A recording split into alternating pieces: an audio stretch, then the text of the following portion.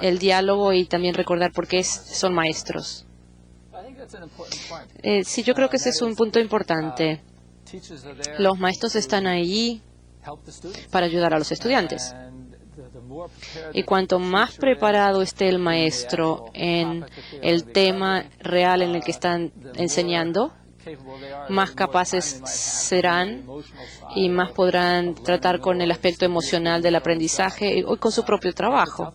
Es algo difícil de lograr cuando uno habla y trata de la burocracia que tiene ciertos objetivos y los objetivos de los estudiantes son distintos y uno está como mensajero entre ambos y tiene que lograr ciertos resultados. Yo aplaudo a los esfuerzos de los maestros de todo el mundo.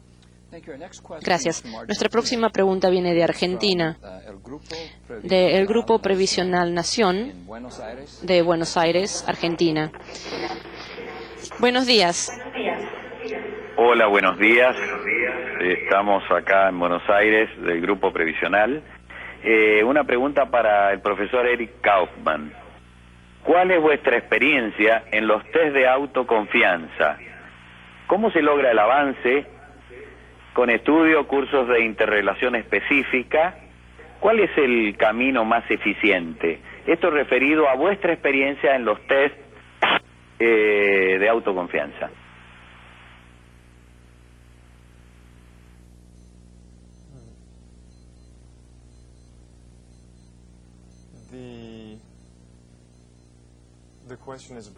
La pregunta es, ¿cuál es mi experiencia con la autoconfianza, con las pruebas de autoconfianza? Existen distintas pruebas, distintos inventarios para medir la autoconfianza. Hay distintos programas en base psicológica que miden la autoconfianza.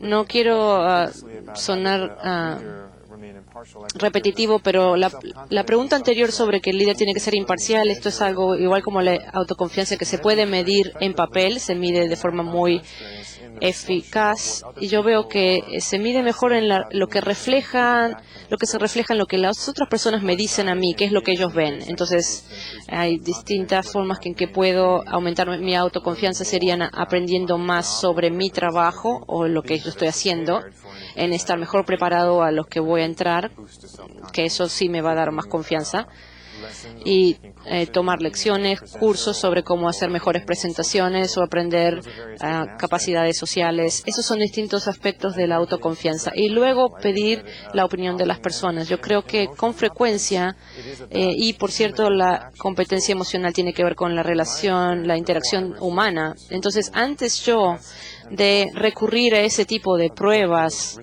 y de inventarios objetivos escritos, yo le favorezco más a que haya un diálogo, una conversación, recibiendo la opinión de las otras personas, porque la confianza tiene una relación directa con la honestidad, con la vulnerabilidad, con la confianza.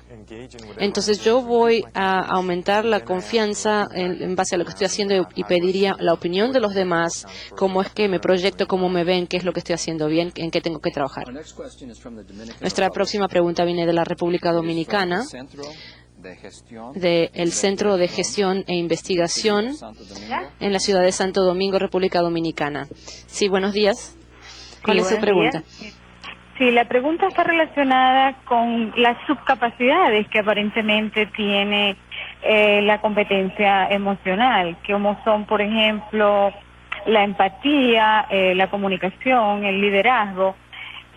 ¿Cómo iniciar en una organización algunas de estas competencias? Porque cada una, de hecho, requiere un entrenamiento especial. Muchas gracias.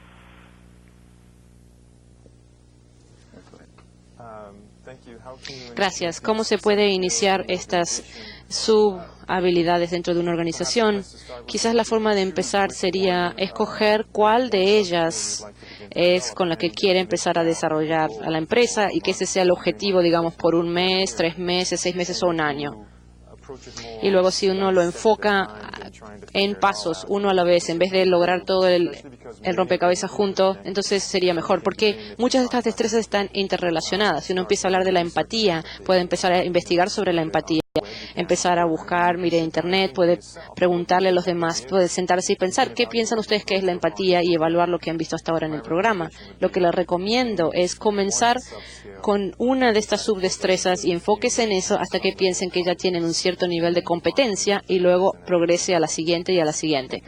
Gracias. Nuestra próxima pregunta también viene de la República Dominicana, del Pontificia Universidad Católica Madre y Maestros de Santiago, en la República Dominicana. Sí, buenos días. ¿Cuál es su pregunta, por favor? Sí, gracias. Buen día. Sí. Nosotros estamos preocupados y compartimos plenamente los enunciados del doctor Eric, pero me gustaría que él se refiera o nos pueda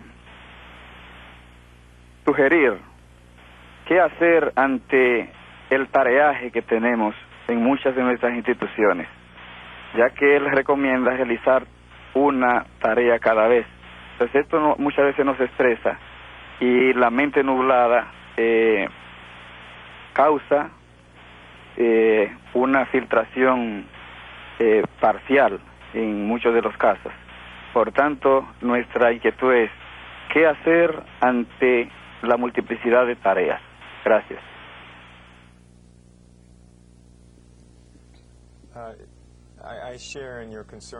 Yo comparto su preocupación y la ansiedad o el estrés que sentimos parece ser universal. Hay mucho trabajo que hacer, no hay suficiente tiempo. Le sugiero, a veces parece que no le estoy escuchando la pregunta, no la entiendo, pero realmente le sugiero lo mismo que acabo de sugerir. Tenemos que bajar la velocidad. Parece que esto fuera counterintuitivo o que no sea adecuado, pero el hecho y lo que demuestran las investigaciones que podemos en realidad hacer una cosa y hacerla bien. Entonces, a pesar de que entiendo que tenemos que hacer tantas cosas, hay forma de enfocarse y de concentrarnos.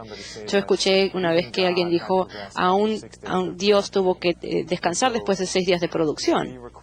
Entonces, nosotros tenemos que hacer una pausa para descansar, para rejuvenecernos, pero más importante, para enfocarnos, para ver que hacemos una cosa si la hacemos bien. No necesariamente quiere decir que tenemos que terminar eso que estamos haciendo. No quiero decir que cada proyecto tiene que ser completado, pero nos tenemos que enfocar en una cosa y luego pasar a la siguiente, porque si no todo se hace más nublado y tenemos menos capacidad de retener las cosas y de hacerlas bien. Entonces, practique esto, es una destreza que hay que desarrollar como cualquier otra. Mire el proyecto que tiene enfrente, concéntrese, hágalo hasta un cierto momento en que puede detenerse y pasar al siguiente. Comprométase a hacer una cosa y una cosa a la vez, deje las distracciones de lado y luego regrese cuando decida usted que tiene que volver a ese tema. Gracias. Nuestra próxima pregunta viene de México, del Instituto Politécnico Nacional de Educación Continua, en la Ciudad de México. Buenos días. Sí, buenos días. Good morning. ¿Cuál sería el primer paso para recuperar el equilibrio emocional, desde luego en el trabajo, después de un grave problema humano, como es un divorcio o despido del empleo?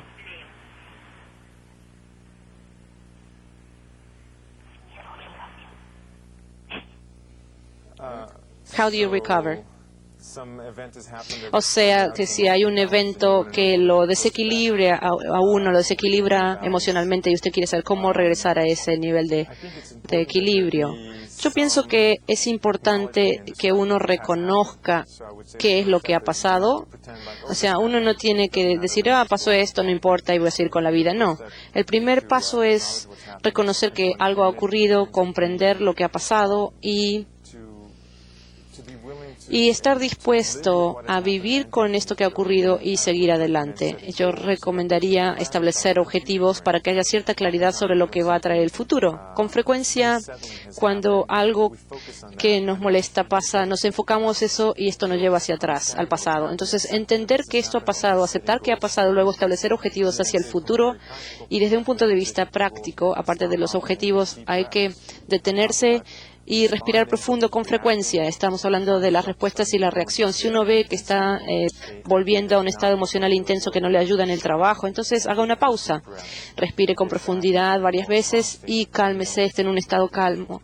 Y luego tome las decisiones a partir de eso. Entonces acepte lo que ha pasado, establezca objetivos y aprenda a hacer pausas y a respirar. Tim, ¿algo que quisiera agregar? Yo creo que esto es importante enfocarse en regresar al trabajo, esencialmente. Todos tenemos distintos niveles de respuestas, distintas velocidades de respuesta a distintos incidentes destructivos en nuestra vida, y a distinta gente progresa de distinta forma.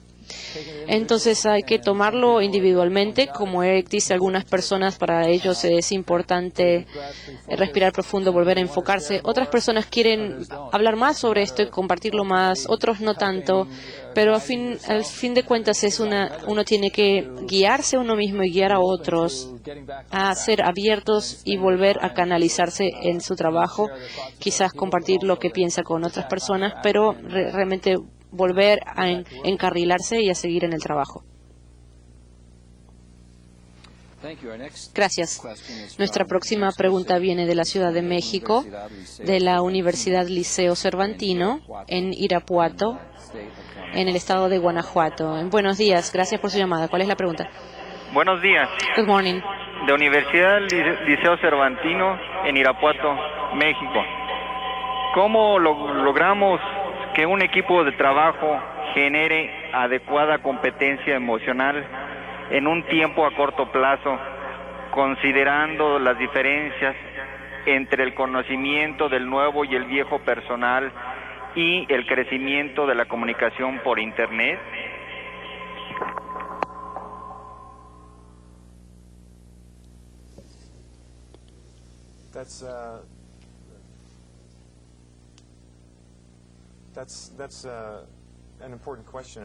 Esta es una pregunta importante que pienso que muchas compañías en muchos países están preguntando. Uno de los primeros desafíos que tenemos en el trabajo en equipo es que todas las personas trabajen en conjunto, y el líder de un equipo quizás tenga ideas que vengan de modelos comerciales anteriores, y quizás el líder quiera decir, así es como lo hacemos. Yo sugiero que el equipo empiece primero a trabajar bien como equipo lo más rápido posible, pero esto requiere que el proceso de trabajo en equipo comience desde el principio. Con esto quiero decir que se le tiene que permitir al equipo que formar entre el mismo equipo, las distintas personas, las reglas, los objetivos, las expectativas, y no que esto sea asignado por una persona. Permítele a todo el equipo que trabajen entre ellos y piensen en equipo. Se asignen papeles y prioridades como equipo. Yo pienso que si los miembros empiezan desde el comienzo a interactuar de esta forma, entonces algunos de los desafíos de las diferencias entre los trabajadores viejos, las ideas nuevas y viejas van a disminuir a medida que la gente se reconozcan entre ellos. En cuanto al factor del Internet, esto trae un nuevo nivel de comunicación, de desafío en las comunicaciones, pero tanto se puede hacer en tiempo real con contacto entre personas, y el Internet permite esto, pero se disminuye el periodo que se necesita para formar el equipo. Entonces comience a formar el equipo desde el principio y no que se asigne esto de un factor externo, un agente. Yo tengo mucha experiencia con el trabajo de equipo en la Universidad de Phoenix, cuando muchos de nuestros cursos están orientados a los grupos. Y una de las cosas que descubrimos que tiene éxito, y también en el comercio, es que antes de que se establezca el equipo, hay una serie de objetivos y recursos que son identificados y se van a utilizar para lograr estos objetivos, y los equipos se forman de forma compatible con esos objetivos. Por ejemplo, si uno está trabajando con un equipo de personas que está en trabajos de alta presión con mucho cambio, uno quiere que haya ciertas destrezas, que esa gente tenga ciertas capacidades para trabajar en ese entorno. En otro entorno, quizás en donde no hay tantos cambios, no hay tanta presión, bueno, hay otras personas que estarían mejor en ese trabajo. Entonces uno dice, identifique a las personas que tienen las destrezas necesarias para esos equipos, cosa de que si uno pierde a un miembro del equipo, puede traer a otra persona con ese tipo de características para que la transformación no sea tan drástica y no se pierda productividad. Gracias. Nuestra próxima pregunta, la última de esta sesión, será de Panamá, de la Universidad Tecnológica de Panamá, en la ciudad de Panamá. Buenos días, ¿cuál es su pregunta? Un saludo desde el puente del mundo y el corazón del universo. ¿Cómo vender o darles a conocer a los empresarios tradicionales la importancia de desarrollar en su recurso humano a los cuales dirigen las competencias y madurez emocional? O sea, ¿cuál es la clave para ser eficaz tanto en el plano personal y profesional? Gracias.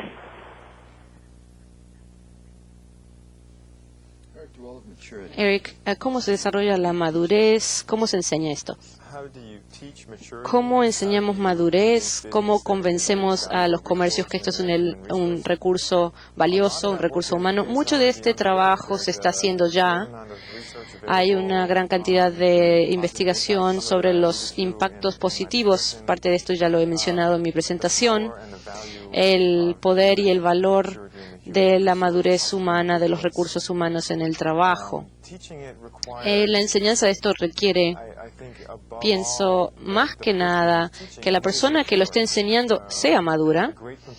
Un gran componente de la madurez humana es la interacción, no tanto los conceptos. Los conceptos se aprenden todos los días, pero la forma en que nos comportamos, esto es algo que aprendemos con modelos. Entonces, ¿cuál es la forma más rápida de aprender la madurez? Es tener estos modelos, estas personas que pueden demostrar cómo se comporta uno de esta forma.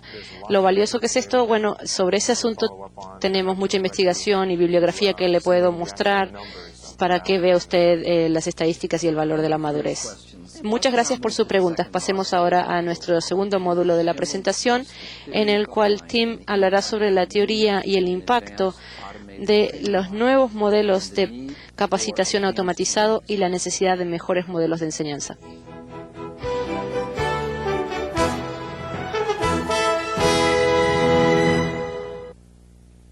Gracias. La competencia humana y emocional es un elemento crítico para el éxito de las organizaciones de hoy.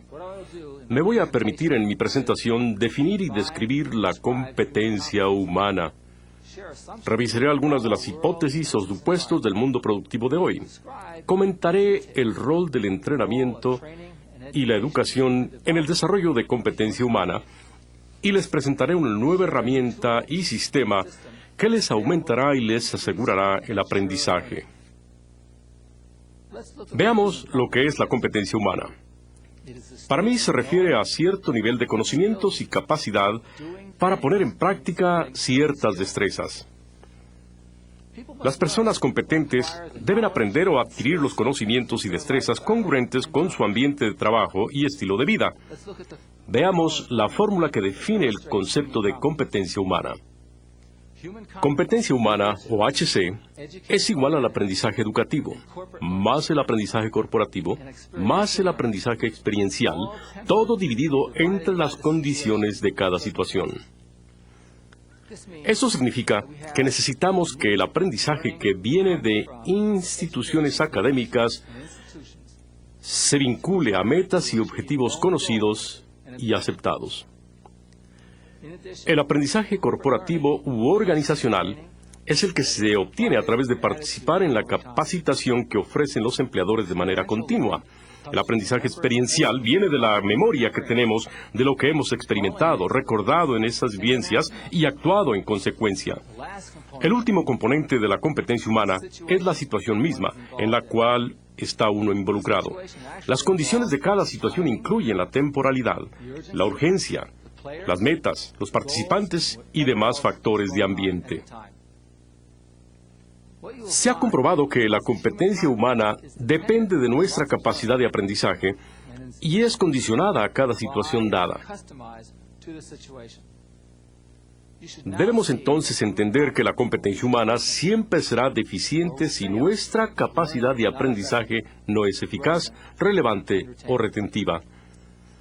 El proceso de aprendizaje debe de diseñarse para que los involucrados tengan las herramientas necesarias para lograr el objetivo productivo que se persigue. El valor de la competencia humana es enorme. Entre los resultados importantes de la competencia humana está el incremento en nuestra productividad.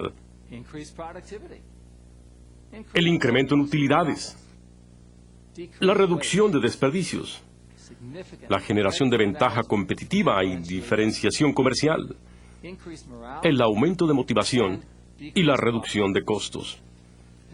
Ninguno de estos resultados es exclusivo, por lo que el valor de esta competencia en realidad no tiene precio. Hablemos ahora del aprendizaje a través de la educación y la capacitación. Puesto que ya dijimos que el aprendizaje es el sostén de la competencia humana, debemos analizar sus orígenes enfocándonos primero a la educación y luego a la capacitación. La diferencia entre los dos tiene que ver con el lugar y el tiempo del aprendizaje, así como el método de entrega del servicio. El aprendizaje educativo o académico ocurre en escuelas y universidades en todo el mundo, con personas de todas edades que tienen diferentes intereses y orígenes. Este tipo de aprendizaje tiene un enfoque general orientado a familiarizarnos con una amplia gama de temas con poca especialización. La capacitación corporativa, por otro lado, ofrece al personal de una organización lecciones técnicas, procedimientos, políticas y destrezas necesarias para desempeñarse y sobresalir productivamente. Muy seguido se requiere la capacitación corporativa para recibir ciertas licencias o certificaciones, ya sea provenientes del gobierno o grupos privados. Por esta razón, este aprendizaje típicamente está más orientado a nuestras metas de trabajo. Veamos lo que el aprendizaje educativo y de capacitación tienen en común. Primero, ambos tienen que ser oportunos, es decir, deben de realizarse antes de tener la necesidad real de ellos. Por ejemplo, un bombero debe saber lo que es peligroso y el cómo apagar un incendio antes de que éste ocurra, y no en el momento que le toque actuar. No hay mejor momento de aprender que el hacerlo antes de que surja la necesidad. Ambos tipos de aprendizaje deben también ser digeribles. Esto se refiere a un aprendizaje que se provee en módulos pequeños, parecido al comer. El manejar pequeñas cantidades facilita la digestión y permite que el que aprende extraiga mayor valor. Ambos tipos de aprendizaje deben de estar orientados a metas productivas. Deben también ser aplicables o utilizables en fechas posteriores. Recordemos que no se entrena o educa a las personas solo para que aprendan cierto material. Deben más bien convertirse en usuarios de los contenidos para que sea este material útil. Los dos aprendizajes deben ser rápidos y flexibles. El proceso no debe de tomar mucho tiempo y debe ser actual. El buen aprendizaje se diseña a la medida del que aprende, de su situación y de sus metas. También debe existir una recompensa de ambos tipos de aprendizaje para quienes se involucran en el proceso: escuelas, alumnos, empleados, empleadores, clientes y socios. Sin una recompensa, el cambio que se busca con un esfuerzo de aprendizaje nunca ocurrirá y el aprendizaje mismo nunca se logrará. Con un buen aprendizaje de tipo educativo y corporativo, será más fácil lograr competencia humana. Veamos el concepto de aprendizaje versus el del conocimiento. El aprendizaje tiende a lograrse cuando se nos presenta un material y somos capaces de recordarlo inmediatamente. El conocimiento, sin embargo, lleva el aprendizaje a un segundo nivel. Este concepto se enfoca a largo plazo y a nuestra habilidad para utilizar la información y lo que se aprendió. El conocimiento es acumulativo. Se le agrega y se le actualiza para su uso futuro. En razón de su naturaleza de largo plazo y acumulativa, este concepto es un elemento crítico de la competencia humana. Es otro cimiento fundamental de esta competencia. ¿Cuál es el rol finalmente del aprendizaje hoy en día? A final de cuentas, el rol del aprendizaje, ya sea a través de la educación o la capacitación, es prepararnos para el futuro. Al hacer esto, nos estamos preparando para crear y responder al cambio. En las empresas, el cambio se ve a través de nuevos productos, nuevos clientes, nuevos sitios de trabajo y nuevas formas de trabajar.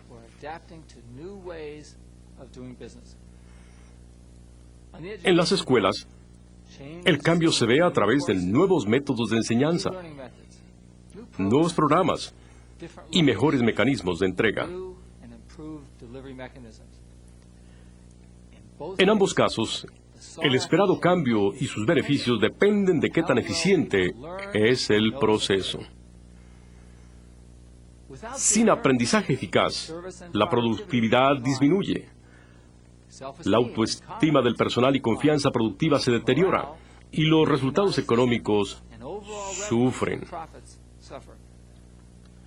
Por esta razón, las empresas e instituciones educativas que se enfocan para que su personal y clientes aprendan mejor, están haciendo una inversión clave en su propio futuro. Las organizaciones productivas dependen de lo que las escuelas egresan y deben compensar por las deficiencias. Esta inversión en competencia humana tiene una alta recompensa económica cuando se hace bien. Las organizaciones deben siempre adaptarse a los estilos y necesidades de aprendizaje de su recurso humano. Deben de apoyarse en medios tradicionales y modernos, tipo electrónico, para asegurar que se logre el aprendizaje, haciendo especial esfuerzo por adaptarlo en forma individualizada. Benjamin Bloom, un famoso psicólogo educativo, identificó 6 niveles de aprendizaje cognoscitivo. Encontró que cada uno de esos niveles en realidad representa una etapa especial de aprendizaje. Estas etapas son parte de un proceso continuo que va desde el conocimiento hasta la evaluación. Las 6 etapas progresivas son el conocimiento, la comprensión, la aplicación, el análisis, la síntesis y la evaluación. Es muy importante recordar, quiero enfatizar esto, que el aprendizaje es y debe ser una progresión a través de cada una de estas etapas. En otras palabras, cada etapa se apoya sucesivamente en la anterior. Esto significa que el conocimiento es el cimiento de las siguientes 5 etapas. También esto significa que, por ejemplo, la aplicación depende de la comprensión y el conocimiento. En resumen, si las etapas iniciales de aprendizaje no se atienden adecuadamente, las etapas más avanzadas sufrirán. El aprendizaje y la educación en general están construidas como una pirámide. La base es amplia y debe ser lo suficientemente fuerte para sostener los niveles más altos de aprendizaje. Con esta analogía, existe más conocimiento que comprensión, y más comprensión que aplicación del aprendizaje. Para poder maximizar plenamente la competencia humana de una organización, se deben poner en práctica a todas estas etapas de aprendizaje. Por lo tanto, me gustaría describir brevemente cada etapa. Etapa 1. Conocimiento. Esta es la etapa que se enfoca la presentación del material básico y durante la cual los participantes pueden organizar, definir, etiquetar, memorizar, intitular, ordenar, reconocer y reproducir el material que se les presenta. Pudiéramos estar aquí hablando de fórmulas básicas para un curso de matemáticas o materiales de orientación para un nuevo empleado. En esta etapa se aprovecha el conocimiento de idiomas y de cultura o de estilos de aprendizaje. Etapa 2. Comprensión. Pudiéramos todos decir que la comprensión es importante, y sí lo es. Lo vemos en estudiantes o aprendices cuando adquieren la habilidad para clasificar, discutir, identificar, localizar, reconocer o traducir material que se va a aprender. Por ejemplo, un alumno demuestra su comprensión cuando convierte una oración en inglés aún en español, o cuando identifica la capital de Venezuela en un mapa. Los capacitandos en una empresa demuestran su comprensión al clasificar ciertas partes de un producto que se integra a la versión final del mismo, o cuando identifican un problema de trabajo.